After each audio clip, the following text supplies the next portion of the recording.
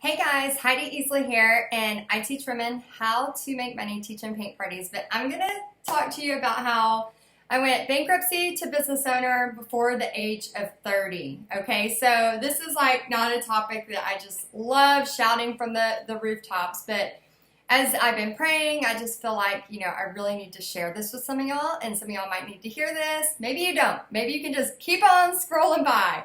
But I'm going to take about 10 minutes and just share kind of what happened with me and my family. So if you think this will help you, please listen. If you think it might help somebody else, please listen. If you are bored already, just scroll past, okay? It's not going to hurt my feelings. But yeah, I share this story a lot when I teach paint parties. It's called Paint and Praise. And in addition to teaching a paint party, a lot of times I'll share my testimony and kind of how I went bankruptcy to business owner before the age of 30. So many years ago, I just honestly openly started talking about this within the past, I'd say few years. For many years, I was totally silent about it. I acted like it never happened. I mean, I was just so embarrassed and ashamed. And now that I talk about it, it's almost like it's freed me in a sense. I feel like, now that I don't have secrets, I'm not hiding something that I did. So I just wanted to share the story with you, and maybe it'll help you. So way back when we were those people, we had zero. We were living in Florida at the time. Our mortgage kept going up, and we would pay the minimum on our credit card, and then immediately go get gas, with the credit card, and then we would be broke literally all our money went out, and we would be broke until our next paycheck 2 weeks later. And this was just a constant thing, and it kept happening and kept happening, and then all of a sudden, my husband lost his job.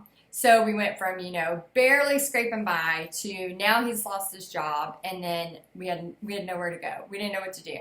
So we had a little house. We had to sell it. Well, foreclose it. And we had to file bankruptcy. And I was humiliated. I was embarrassed. I was depressed. I was sad. I was isolated. I didn't want to talk to any of my friends about it because, we were giving our cars up. We were selling our refrigerator. I mean, every single thing that we could, we were selling. And it was just really, really, really sad and depressing time for us. And so we basically, I've always painted since I was 14, and I was an art teacher at the time in Florida, and I thought, okay, I'm going to just kind of get my mind off of this and paint, because painting has always been one of those things that I could do when I was having a hard time. So I started painting. We had like a saw at my sister's house or something, and we saw these little mini surfboards. I really should hold them and bring them in here and show y'all. And we have these little mini surfboards, and I was just painting them, and I decided to bring a few to work that day because I was going to paint them during lunch. And the kids started seeing them, the elementary kids that I was teaching. And I taught 850 kids a week. Well, those kids, after about 150 in a day, would come through. They go, Miss Easley, paint me a surfboard. Oh my gosh, paint me a surfboard, put my name on it. And they just kept saying that. And I just had them sitting on the counter. Like I wasn't showing them off or anything like that. And they'd grab them and they'd go, oh my gosh, can I have this? Will you paint me one? Will you put my name on it? And so after about the 100th kid said that, a light bulb went off, and I went, oh my gosh, like I might be able to make some money and get my family out of this crap hole that we are in, that we put ourselves in. And so I talked to my family, my husband, my mother-in-law, and we're like, okay, yeah, let's go down to, if you're familiar with Panama City Beach, they have a place called Pier Park, which is awesome. You should go. And so I take these little surfboards. They're really rough cut. They're wooden decorative surfboards.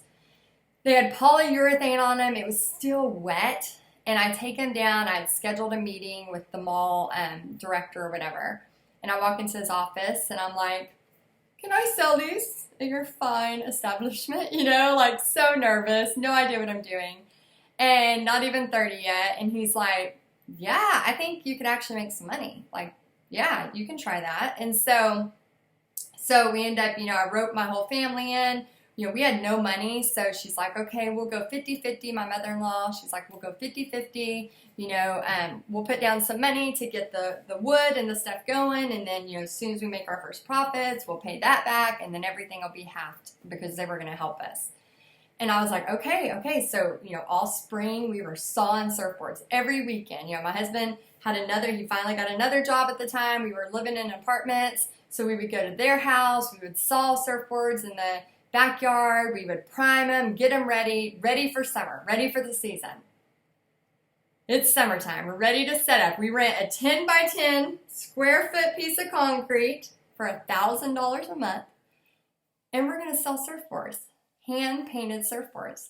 So we show up day one.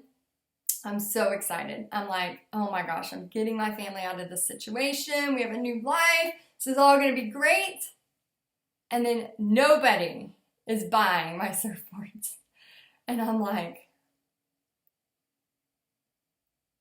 oh my gosh, what am I going to do? Nobody's buying my surfboards. Then panic starts to arise. We've invested all this time. We've spent the last several months every weekend, in addition to our full-time jobs, sawing surfboards, and now nobody's buying them. In your 20s, you don't think there's a plan B. You don't think there's a plan C. You don't think there's a plan D. If the plan A doesn't work, and you feel like you're done for, you feel like it's over, right? So what do you do when nobody buys your surfboards and you have nowhere else to go? You've already filed bankruptcy and you are broke as a joke. What do? You get somebody to buy you drinks at Buffalo Wild Wings. That's what you do. My mother-in-law sees my frustration, sees my terrifiedness. I don't even know if that's a word. And she says, come on. So we walk across the street. There's a Buffalo Wild Wings right where we were located. And so she's buying me drinks at the bar. One drink in, I'm like, what am I going to do? I'm a failure. I'm an absolute failure. Like, literally, who does this before they're 30? Another drink in. Oh my gosh, I have a freaking toddler. What am I going to do? I have a baby. You know what? I'm living in an apartment. I have no money. I have a baby. All the plans we had for her nursery at the house that we had bought that we lost was all painted in Tinkerbell design. Her name's Pixie. Like, had everything set up. I had her little table where she was going to do her homework every day. I mean, we had everything set up and it was all gone. Drink number 3. This is the worst. I can't make it. My life sucks. I mean, just so and so and so. And then all of a sudden, my husband calls and everything changes. So he calls and I answer the phone and he's like, Heidi, get over here. I'm like, what are you talking about? Our life sucks. Everything's awful. And he's like, get over here. We have orders. And he was manning the booth while we were at Buffalo Wild Wings drowning our sorrows. And so I look at my mother-in-law and I'm like, he says we have orders. I got to go. And so she's like, okay, go, go, go. And so she's, paying out. And then I, tipsily walk across the street to the area where we're supposed to be painting. And this is the moment that everything changed. So I'm standing there. Walking there, and my husband, we had these paper tickets where we wrote down what you wanted, what your theme was, paid, whatever. And we were selling them for $20 a piece. And he's holding this whole stack of tickets, and he's like, Heidi, get to painting. We have orders. Get to painting. And in that moment, guys, I was this terrified, depressed, sad girl, like a little girl, like on the ground, face planted. Everything sucks. I can't believe I'm going through this. What did I do? Why did I make all these bad mistakes? And it was like in that moment when I saw those tickets, it's like God scooped me up, off of the ground. And I tear up every time I start to talk about this moment because this was the defining moment. Seriously, scooped me up. And it's like he catapulted me up and said, not only, Heidi, are you going to be okay.